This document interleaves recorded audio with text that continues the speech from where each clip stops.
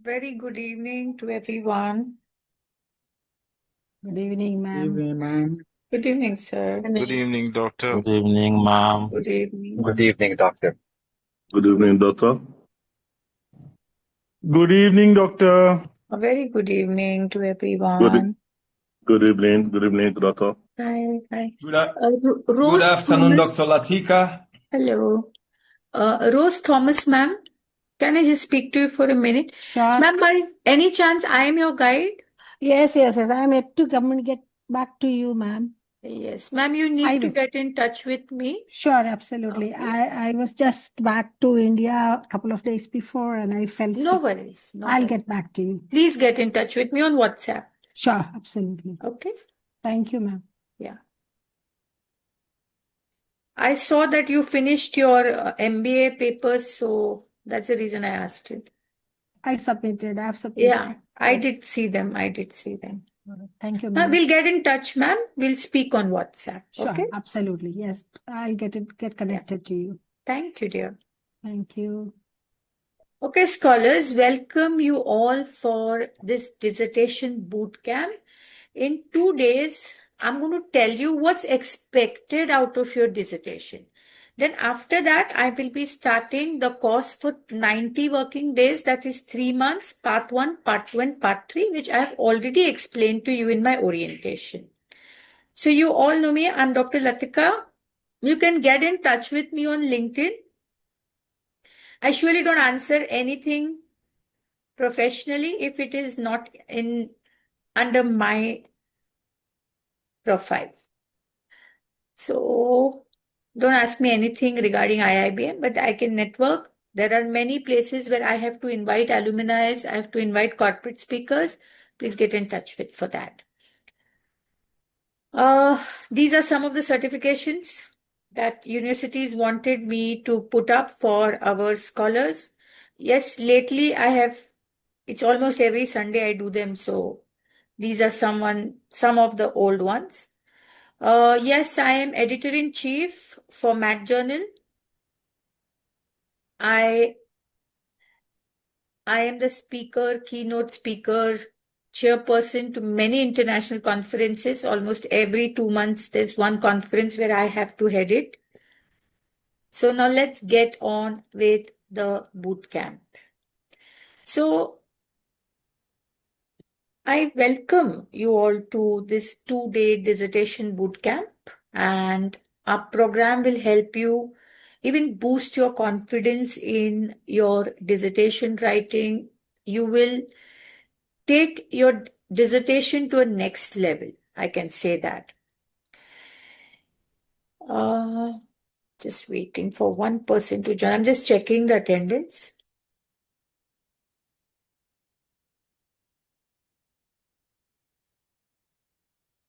Okay, scholars, I need to take the attendance screenshot before I forget. Just give me a minute. I will take one more screenshot at around 9:30 or somewhere. You don't have to put your videos on, absolutely not required. I will tell you when you have to put it. I'll take the attendance somewhere after 9:30 so that I start my program in time.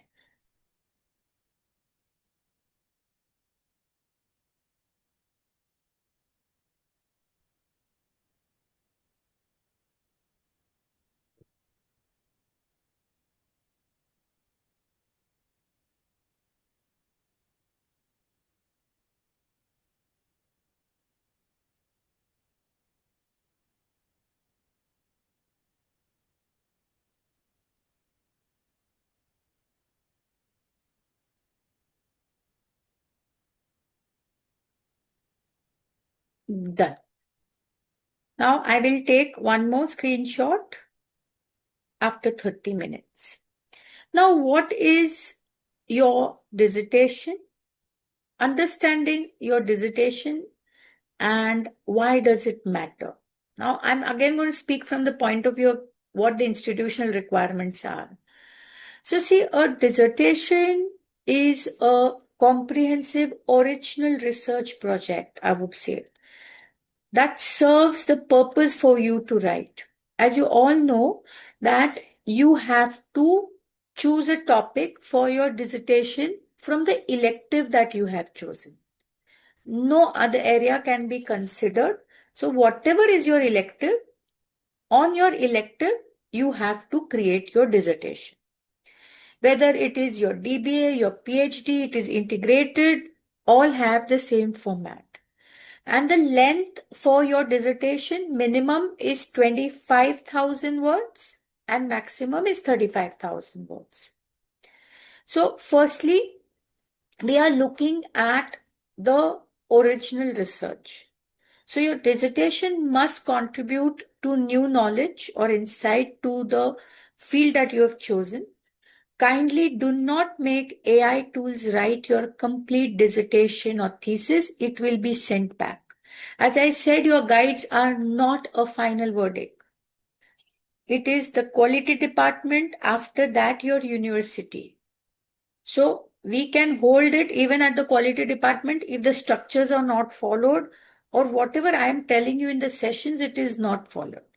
Most of our guides are also outsourced.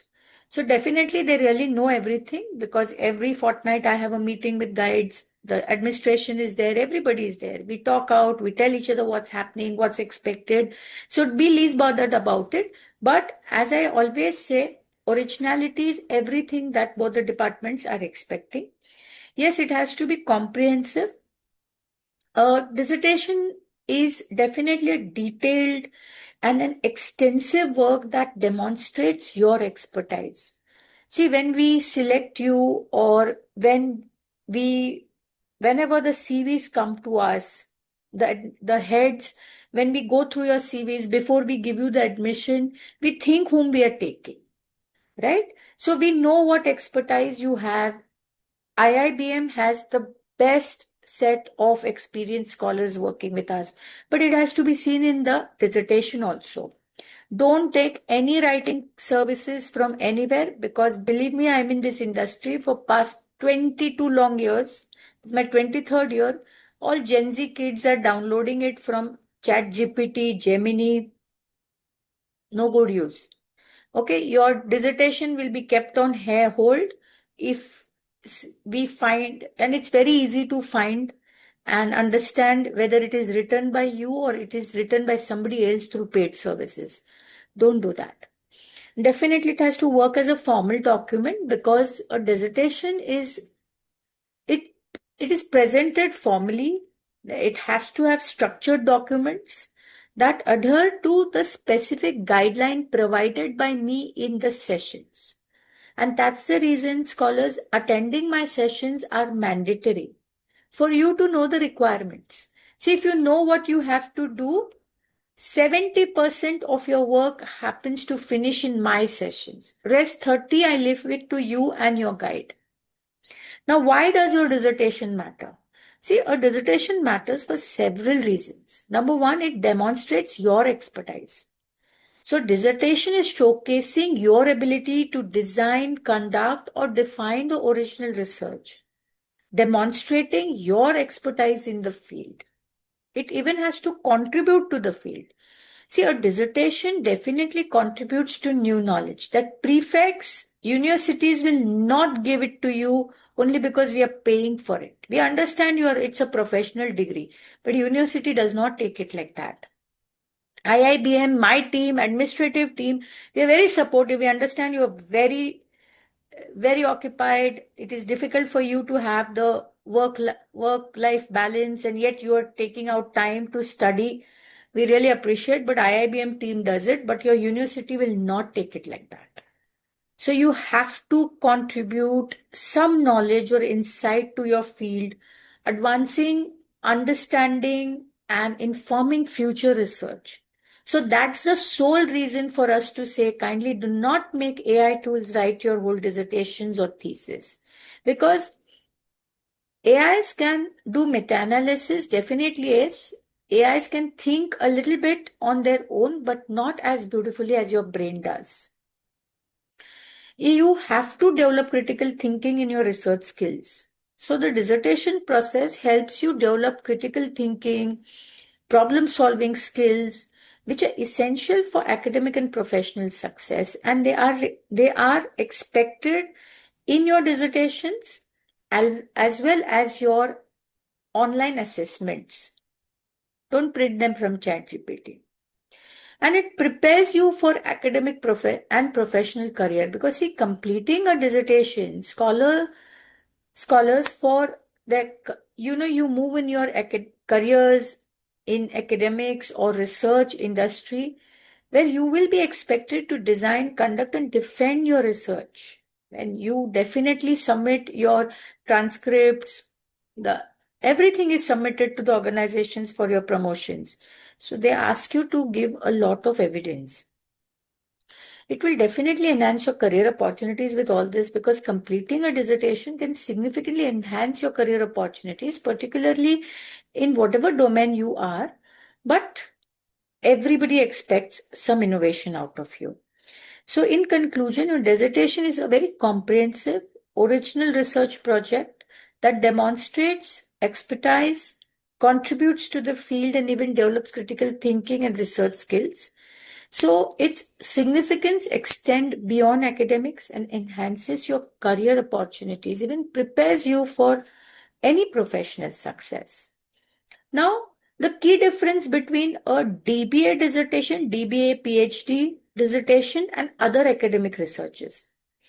See, the focus, if I tell you the focus of your dissertation, it is on practical business problems, aiming to provide solutions that can be applied in the real world settings. Whereas there are many academic other researches which focuses more theoretically with conceptual issues, with less emphasis on practical applications. Even in PhD, that matters can fall here. Methodology for you see, often it employs action, research, case studies, or qualitative methods which are well suited for exploring the complex business issues or any issues. Whereas with academic research, you may employ a wide range of methodologies, including quantitative approaches, not a problem at all. Both of you can take even mixed, absolutely not a problem. See what suits your writing. There are many scholars who come and tell me, ma'am, I'm not comfortable writing quantitative. Fair enough. Go in for qualitative. But if you use mixed ones, it is easy to write more, is my personal opinion. I'm not forcing my opinion on anyone out here. Then purpose for a DBA dissertation would be, I would say, it aims to contribute to business practices, providing insights and recommendations that can help them make informed decisions. Whereas for academic writings and PhD writings, it may focus on contributing to the theory or conceptual debates, while less emphasis on practical applications. Now, the structure and format of your thesis, see, the structures are provided and explained thoroughly by me in my sessions. Mandatory, they have to be followed because they've been approved by all the universities working under the umbrella of IIBM. You can add variables, don't delete, for sure. Talking about evaluation criteria, see, we evaluate a dissertation on its relevance, applicability, and the potential impact it has. And definitely academic quality is also considered. So it is very simple. Whether you have theoretical contribution, we'll see the methodological innovation that you have done, or contribution to the broader academic literature is added, there has to be addition. We cannot consider a dissertation which does not make any difference to the industry. You can definitely have a lot of scholars come and ask me, ma'am, can I have a external guide? See, firstly, the guide or the supervisor has to be recruited with us. There is a procedure. Lot of interviews happen. So if the guide is not through IIBM, you can write his or her name in acknowledgement, but you cannot have a co-supervisor or a co-guide for your thesis, because see, every institution has a set of guides working for them. We cannot just add everyone and anyone with us unless and until he's on our payrolls. So please don't do that. Make it a point that the person is working with us. Or else if you want to take any help from anyone, mention him in acknowledgement. That is all you can do.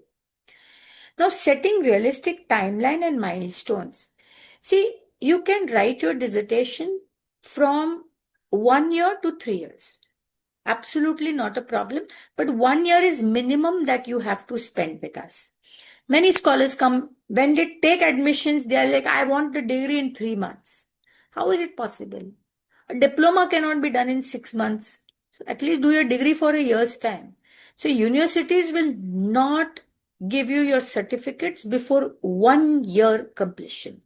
From the day of the admission that you have taken. The day you pay the fees, your admission starts. So from that day, 1 complete year minimum and maximum 3 years. In this, break down the project. Divide your dissertation into manageable tasks and milestones. Make a timetable. I will be helping you with it in the sessions. So even consult your guide for the same. Tell him this is what I am planning to. If I am your guide, the first thing I ask my scholar is, when do you want to submit your dissertation? My scholar says, ma'am, I have 6 months, 8 months. First, I don't know when, because in the Excel, I know your date of joining. Every guide knows about it. So we know when you have joined. So we know when is the due date that the scholar has to submit, at least minimum 1 year. So then the scholars tell me, and then as a guide, I break down the task for them. This is what I want in this month. You do anyhow, submit it. I will give you the recommendation and the feedback. This is the structure. This is how it should go. But estimate the time requirement. Complete each task and the milestone smoothly so that you balance your work, your life, and enjoy the process. If you just hurry up and try to finish it, it's going to be seen into writings. Whenever I read dissertations, everything comes to our department. So I see the start is so beautiful, but in the end it is trying to get wound. They just wind up everything. So I call up the guide, why like this? How am I supposed to submit it to the university? They're not going to take it.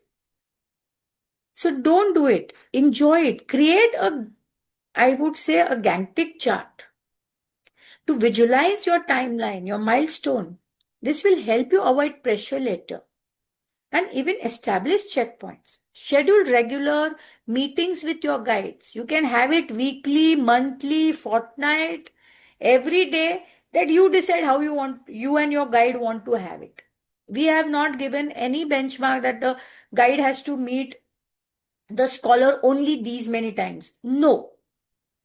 Meet till you feel you are satisfied. And if a guide shows you a problem, it is the guide's responsibility to give you a solution.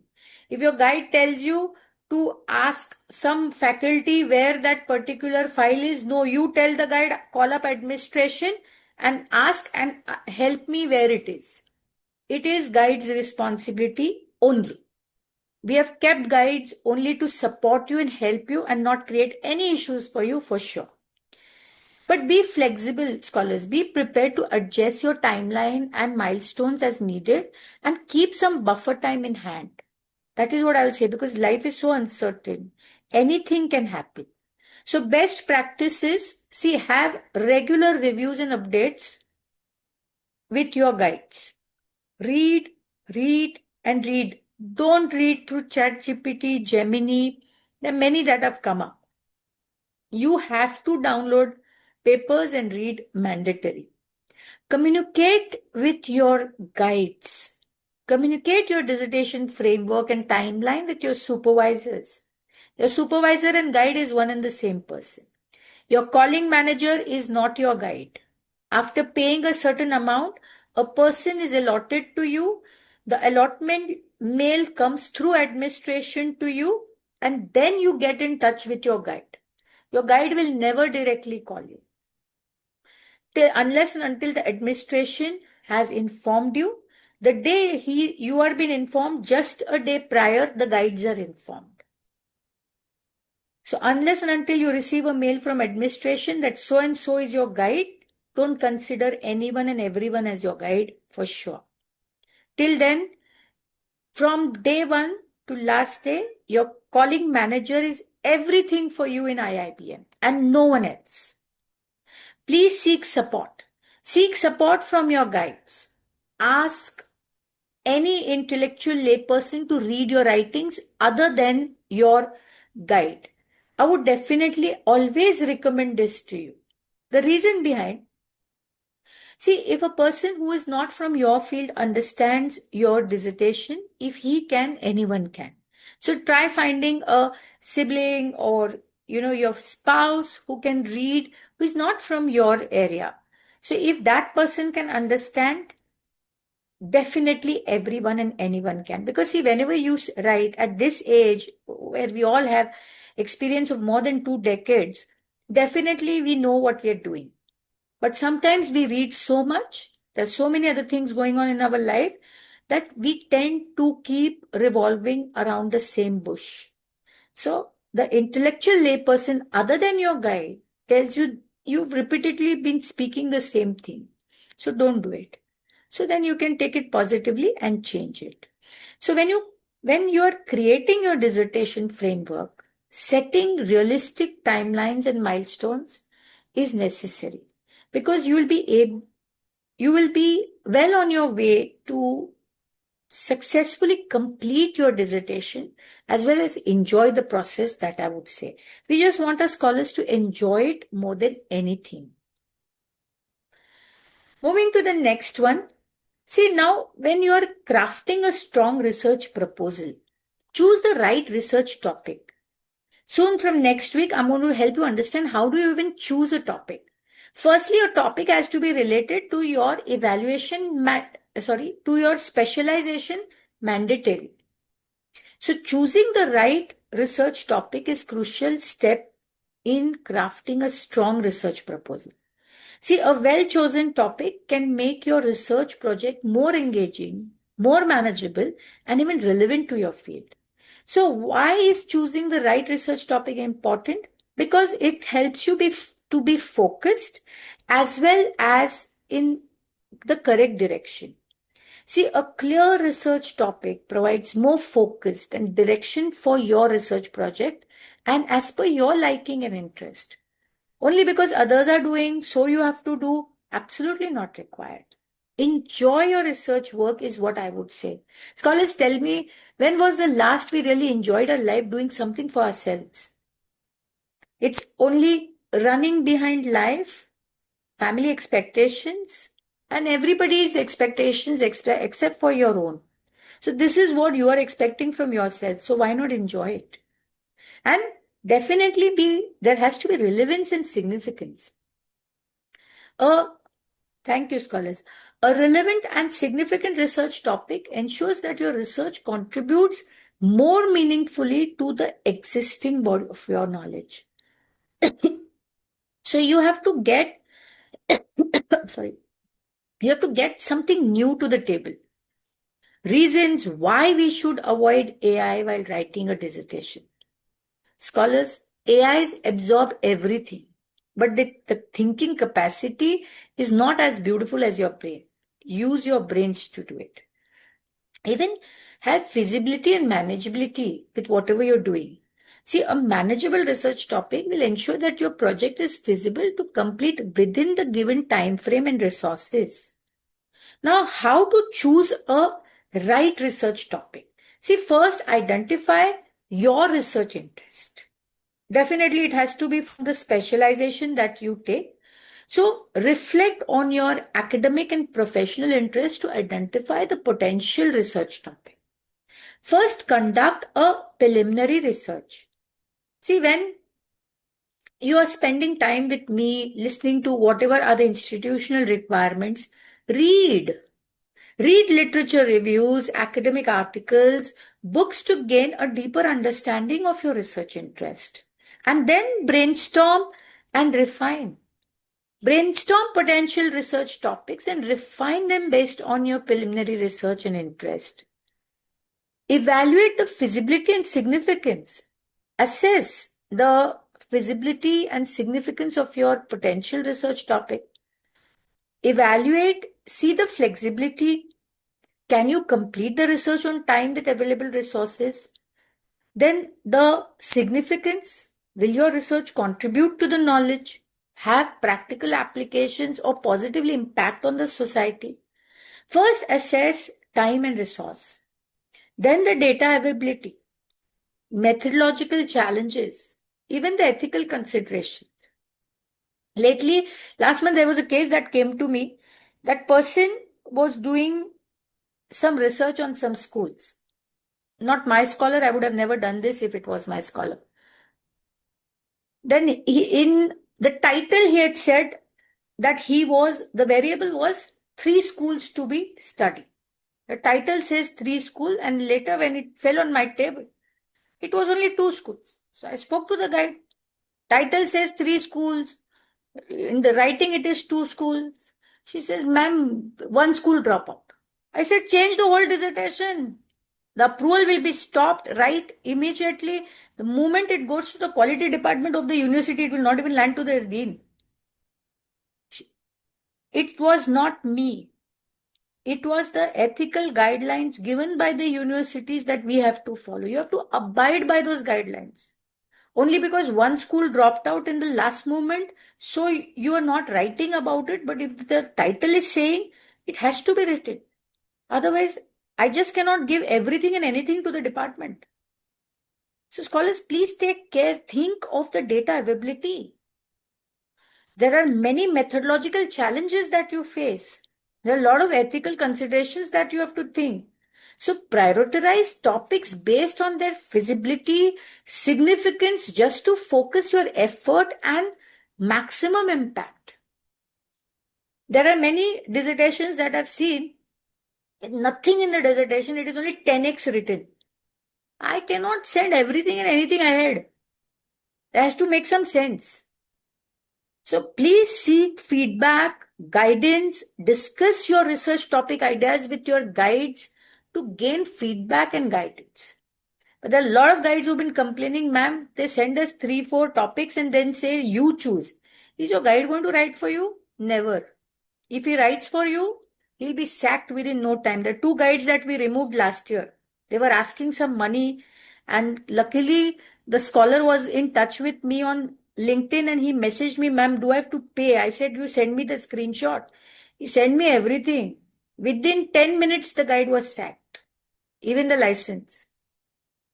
So don't entertain any guide who is asking money. Let us know immediately, we will take action. Now, there are few things that a good research should do. That is, your topic has to be firstly only of 15 words, including punctuations. If you read the research proposal outline, it clearly states that the topic has to be 15 words in specific. So a good research topic is more specific, focused, well-defined when it is only 15 words. And it is a mandatory requirement stated in the research proposal also. Now it has to be relevant and significant, because a good research topic has to be relevant to the field of your specialization. It has to have the potential to contribute more meaningfully to the existing body of knowledge. It has to make a difference. Yes, it has to be feasible and manageable. As I've given a live example, see, a good research topic has to be feasible. Otherwise, you'll waste your another 3-4 months writing the whole story again.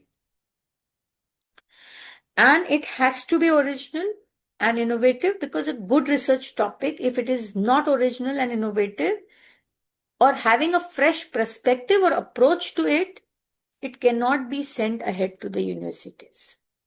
So be careful while choosing your research topic that aligns with your interest, yes, and your specialization. It has to be feasible to complete and should have the potential to contribute to your field. Now, writing a problem statement and defining a research question. So a problem statement and a research question are essential components of your research proposal, providing the foundation for your research project. See, talking about your problem statement now. So problem statement is a clear and a concise description of your research problems, issues, or gaps that your study aims to address. So the key elements of your problem statement, it has to be specific, clearly defining the research problem or issue. It has to have relevance. It has to explain why the problem is significant and relevant to your field or your domain, specifically to the specialization. It has to have context. See, provide background information and the context for your problem. But definitely, it has to be a little conciseness involved in it, because keeping the problem statement concise and to the point, you avoid confusion. Let me give you an example of a problem statement. Say the increasing prevalence of cybersecurity threats, say in healthcare industry, poses a significant risk to patient data and confidentiality. So it can be written as, this study aims to investigate the effectiveness of current cybersecurity measures in healthcare organization. Now for the same problem statement, if I have to speak about the research question, first I'll just brief out research question and then give you an example. So your research questions are more specific, more focused questions that your study aims to answer, providing a clear direction for your research. So again, they have to be specific, clearly defining your research question, focused, just to ensure that the research question is focused on relevant to the problem statement, they are connected. And it has to have measurability. Ensure that the research question can be answered through data collection and analysis. Now, many scholars come and tell me, ma'am, I'm writing a quantitative research, qualitative research. How do I use it? Use bar diagrams, graphs, plot charts. Few can be added here and there. Pie diagrams can be put up. Can be easily done. Just creativity and thinking is required, that's it. Now see, there are a lot of types of research questions. They can be descriptive, comparative, casual. Descriptive is what? What is the current state of cybersecurity measure in healthcare organization? Is descriptive. If I have to compare, then how does the different cybersecurity measure compares in terms of the effectiveness? If it has to be a casual type, then what is the impact of cybersecurity measure on patient data confidentiality? So these, it depends on your writing style that you have picked up. So when you craft a clear problem statement and defining focused research questions, you will establish a strong foundation of your research project just to ensure that your study addresses a significant and relevant issue in your field. Now, why conducting preliminary literature review is necessary? See, a preliminary literature review is an essential survey for existing research on a specific topic, providing an overview of the current state of knowledge and even identifying the gaps in the literature. Why do I keep saying read, read and read in my sessions? This is preliminary literature review. See, the purpose is what? To gain a broader understanding. Get a general understanding of the topic, including your key concepts, your theories, the methodology. It even helps you identify the gaps and limitations. Recognize gaps, limitations in the existing literature. It's providing opportunities for future research. Even you will develop your research questions when you're reading. Refine the research questions and objectives based on your readings. Just change a small variable and everything can be changed. See, we don't expect you creating a brand new theory, but a 0.01% of invention is also an invention. At least you're taking your industry that ahead. We are okay with it. But taking it ahead is important. Then inform your study design and methodology. Use your readings to review what design and methodology suits your writing. Not necessary What everybody is doing, you have to do. It might not suit your style. Many a times you will land up reading same methodologies everywhere. Only because others are doing, you got to do? No.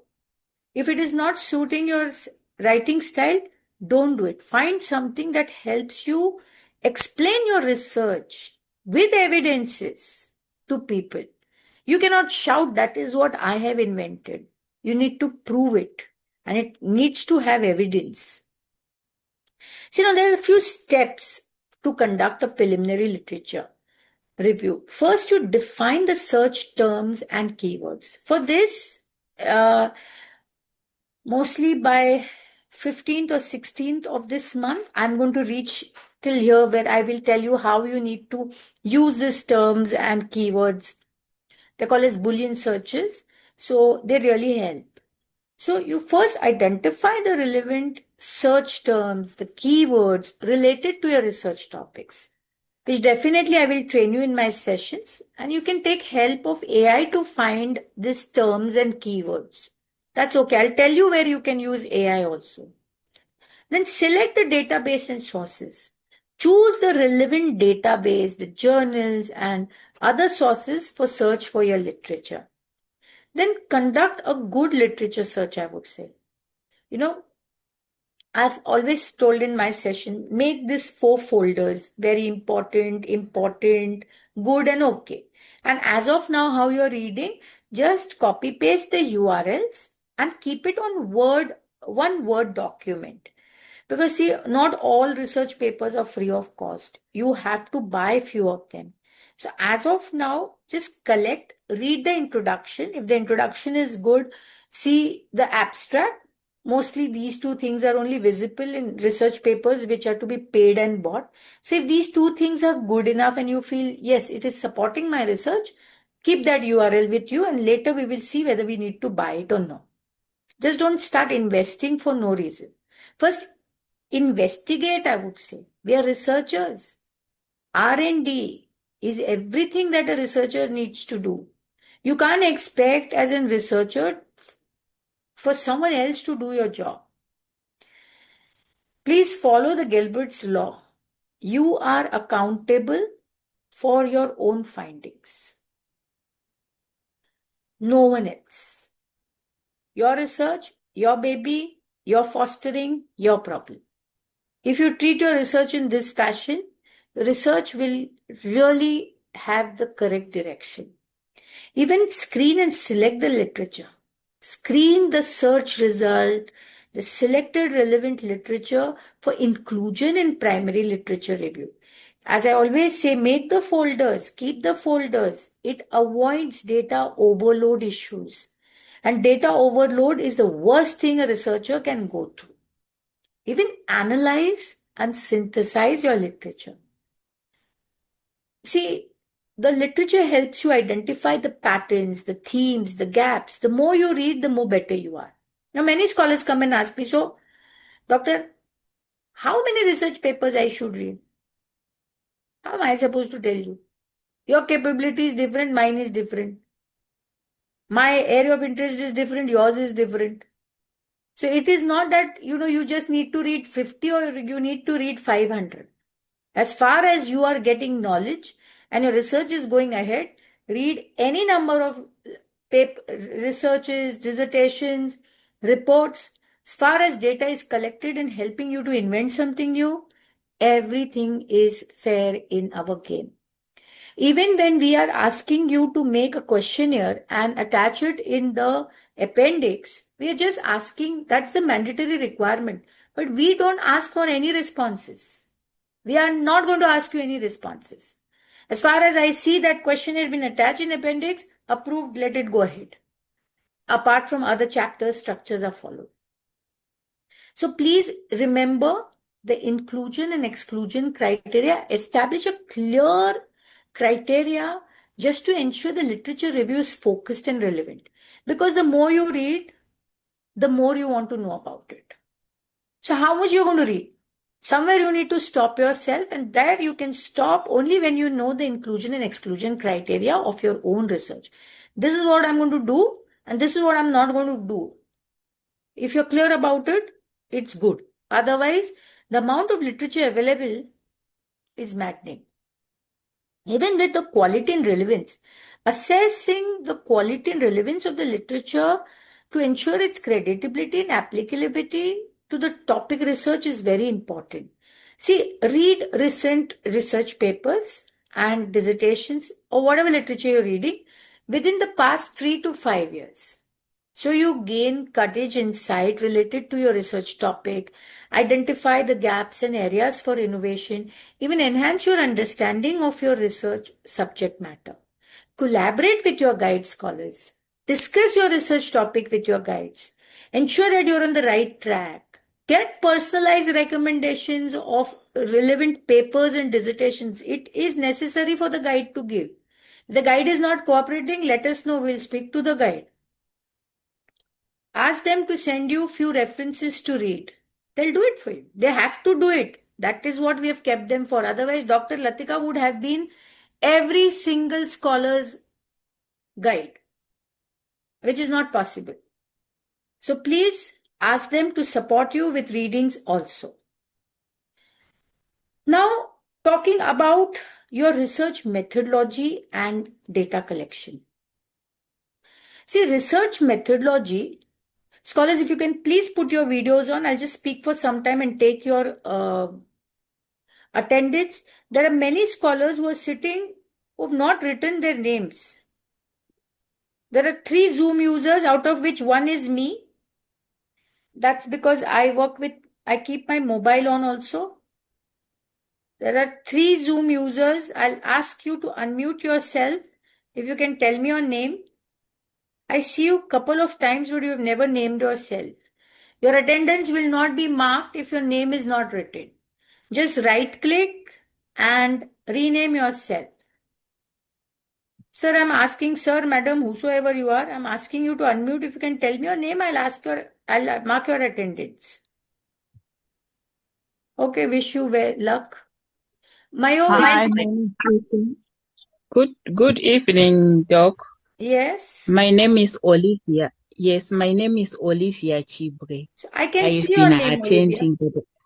I can see your name. name. Okay, only, Doc, thank you. There are only 3 people whose names are written as Zoom users. Yes, can you see mine, Doc? Yes, I can see yours, sir. I can see yours. Okay, thank you. Jabu, I can see yours also. Prof, Scholars, I just corrected mine, Prof. I just corrected mine. Is Nelson. I just corrected mine. I was one of the Zoom users. I just corrected mine, Prof. Nelson, no, I can see you. There are 3 Zoom users sitting. Well, and the I'm same Ma'am, person. can you see Can you mine? see me? Wait, let me see. Can you see mine, please? 1 minute. Who is this mine? Madam, there are 107 people sitting in front of my eyes. Who is this mine? I'm Kennedy. Don't Can you see Kennedy? mine as well. No, I'll just mute everyone. Wait, I will take your names. I'm asking one person to unmute. Only that person should unmute. I'm Norman Ramajipel. Please don't unmute if not asked. I have sent a request. Please mute yourself. One person I'm keeping. Ajay, please mute yourself. Yes, sir, if you can speak, there is a Zoom user who is unmuted himself and I want to know your name. Yeah, my name is Charles Tananya Kabobo. Sir, please I'm rename from Kinshasa. yourself. Please rename yourself. How do we mark your attendance? Yes, Huh? I'm Please Charles rename. Tananya Kabobo Charles. Okay, from sir. Kinshasa. Once you take the admission, you can rename yourself. But there's still one Zoom user. I cannot. Thank you, sir. Is it you? Why are you logged in with 3 IDs? Madam, I found you.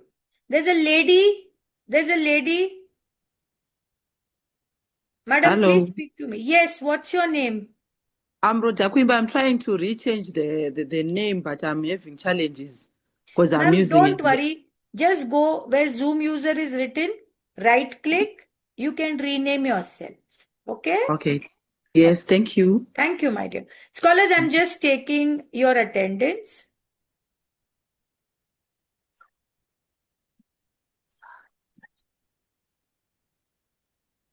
Let me just post it and then I can start talking.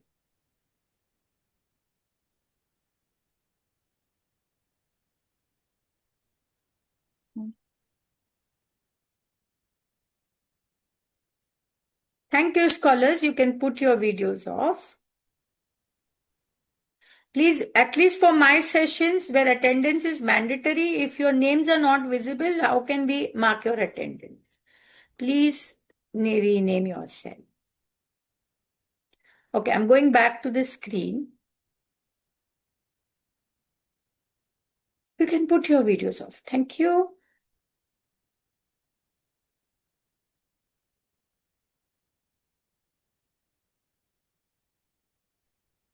Just give me a minute. It's getting posted.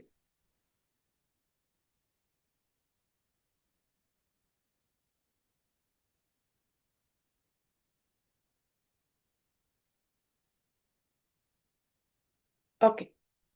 Now we're talking about research methodology and data collection. Firstly, before even I start talking, scholars, not because everybody is using the mixed methodology, so you should use. No. You are okay doing qualitative, do it. You're okay doing quantitative, do it. You're okay doing mix, do it the way you want. Universities and institutions are not forcing you with any specific method. It has to suit your writing style as well. It has to suit your, okay, nothing in the chat box, please. Now, research methodology just refers to systematic and structured approach used to conduct your research, while data collection involves gathering information to answer your research questions. If I speak about the qualitative research, see, it focuses on exploring the understanding of phenomenon through non-numerical data such as text, images, and observations. And quantitative research focuses on testing the hypothesis and predicting the outcome through numerical data and statistical analysis.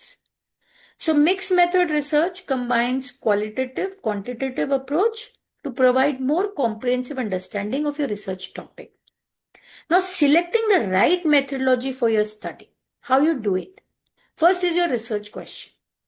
See, choose a methodology that aligns with your research questions and objectives. Then comes your data type in it. Selecting a methodology that is suitable for the type of data that you need to collect. Example, it can be qualitative, quantitative, mixed, any. Then your research design. Consider the research design, including the sampling strategy, the data collection method.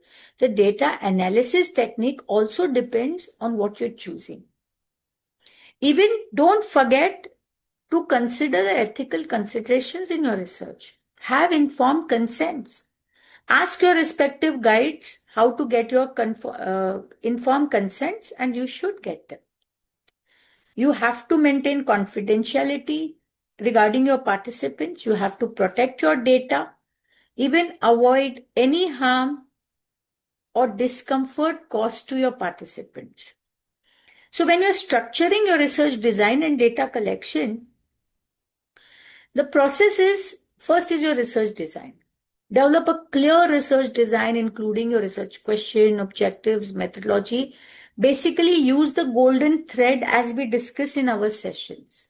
As you are with me, scholars, if you attend 3 months with me, we all are elder enough to write a dissertation. But when you are there with me, you at least know what is expected. So the confidence level of your writing goes way ahead if you really know what you have to do. So come here, understand, rest everything will follow. And first thing is, even if don't avoid messages from your guides. A lot of guides message, and then once you start getting mails from administration, it is a big no for everything. Because then we have to report to the universities that the scholars are not answering guides as well as administrations. So once you start getting mails from administrations, better get in touch with your guides as early as possible. Now, even consider your sampling strategy. Select a sampling strategy that aligns your research design and methodology and your comfort. There are many I've seen who are so well followed on LinkedIn, but when it comes time for data collection, not even 5 respond. That's a big headache. So think of it beforehand. How are you going to collect your data? How are you going to analyze it? The analyzing techniques are also very difficult. Many times we buy these softwares and something comes up with work and then you take a break for 3-4 months and then again when you start doing your data collection, the software comes to a point where whatever you've paid for, the time is expired. So you have to retake it. So think before you buy anything. Invest in the correct sense. Let's be practical. Have a timeline. Have a budget for you to help things move little smoother. Last slide for the day today. See, writing an effective literature review, what do? See, find and evaluate a good academic source. A huge library is mentioned by me in the LMS. Remember, I showed you a few documents that you need to read. Then the first page, few documents are there. You have to read them. They're not very big. They're not very big. Barely, you'll take not more than 2 days if you invest even 1.5 hours time every day to read about it. So, apart from my sessions, those documents you need to read, where on top of the page, all those documents are there as soon as you open the LMS. And just the last document says e-resources. So this e-resources has Google Scholar, Gestor, Web of Science, just to find the relevant sources.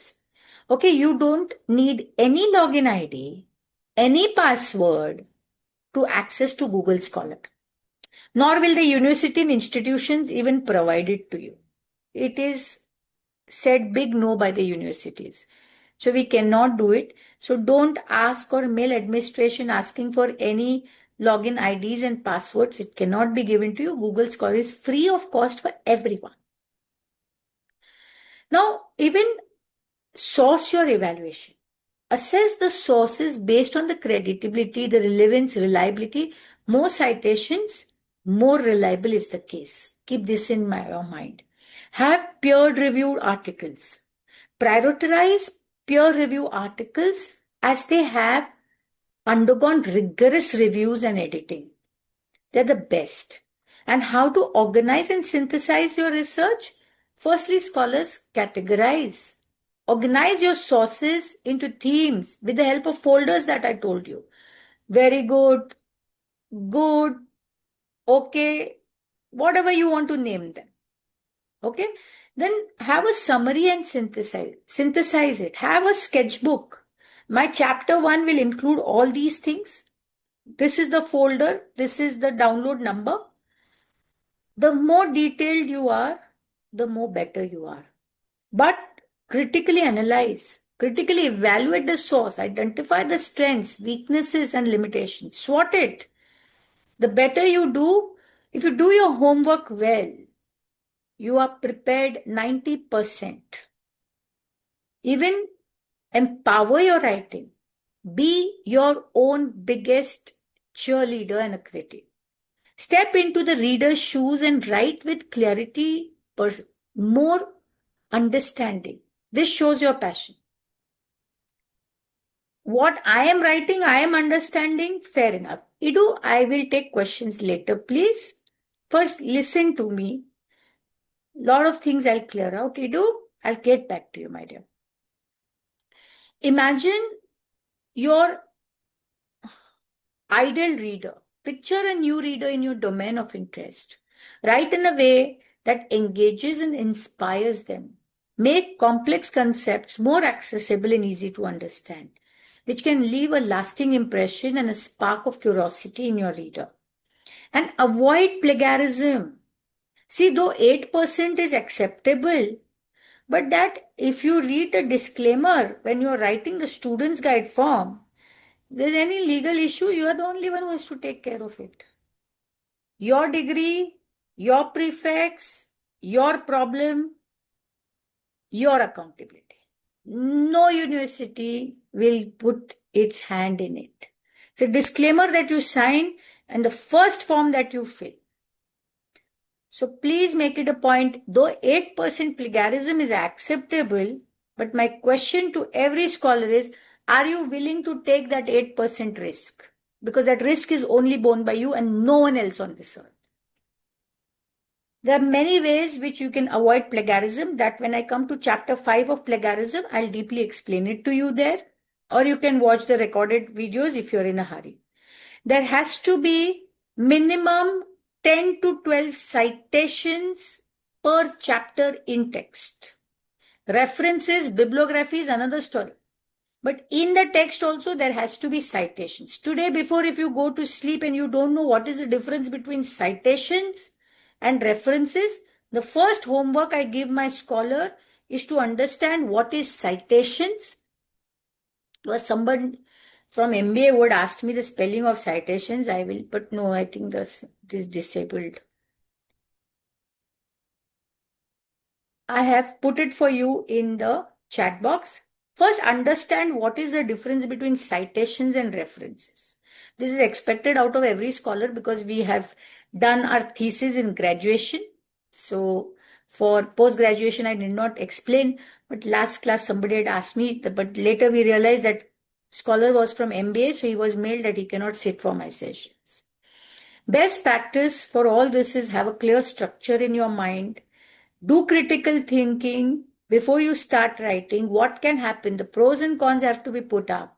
Synthesize and integrate your sources well. Then you will have more clarity of what you really want to do. So thank you, scholars, for today.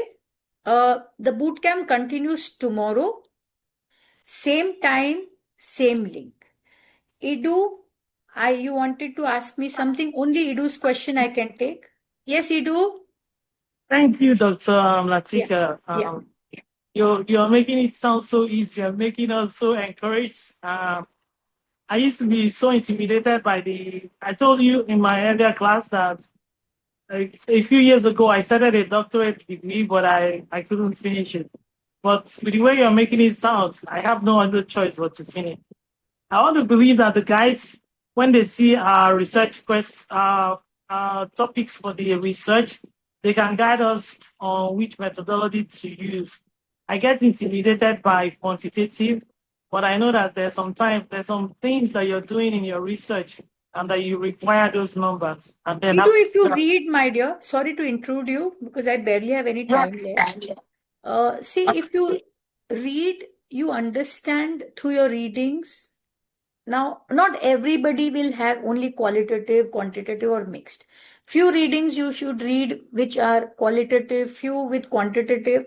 Find them. See, don't throw everything on your guide. Guides have been complaining, madam, they want us to tell us everything. So I rather finish doing a research before she finishes. That is what comes to their mind. So first, when you are investing time with me, scholars, read extensively so you can do well.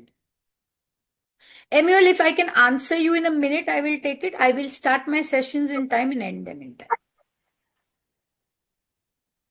Emmanuel, please put your video on if you want to ask a question. Yeah. Thank you, Doctor, for your presentation. This is just a request. I looked at your slides. The lower part of the fonts are quite challenging for some of us with not very sharp sight. Maybe it needs changing the font size or the So don't worry, you can zoom in. Emil, I don't know how friendly you are with your own laptops. They can be zoomed. Okay.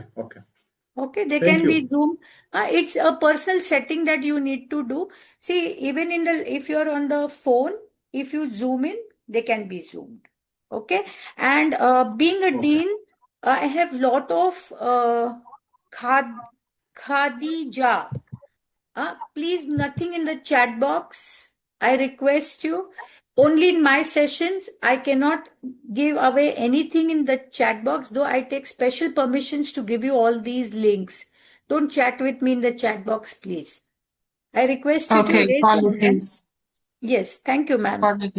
Raise your hands, ask me questions, but if you're speaking to me, I request you to put your video on. I don't like to speak to blank screens. Thank you, everyone. Our entire boot camp, thank you, Ryan sir. It is for 2 days. We have finished the first day. I have much more to talk about the dissertations tomorrow. Please don't miss tomorrow. Thank you, my Doctor. dear. Thank you. Thank you. Bye. Scholars, allow me to leave. you, I'm a Doctor. minute up. Okay, Bye, everyone. Thank you, Thank you very much. Good Thank night, you, Dr. ma'am. Latika. Bye, Dr. Very much. Latika. Good My night, ma'am. Bye. Thank you. My pleasure. Scholars, I am leaving. Thank you, Doc. Take care. Thank you, Doc. Take care. Emil sir, for you, Bye-bye, don't ma'am. worry. The PPT will be uploaded after I finish. Okay? Just sit back and listen. Enjoy me saying things. Okay? All right. Bye-bye, everyone. Bye, Dr. Lakita. Bye. Bye, my dear. Bye-bye. Scholars, I'm leaving. Johnny, bye. Everyone, bye now. I'm leaving.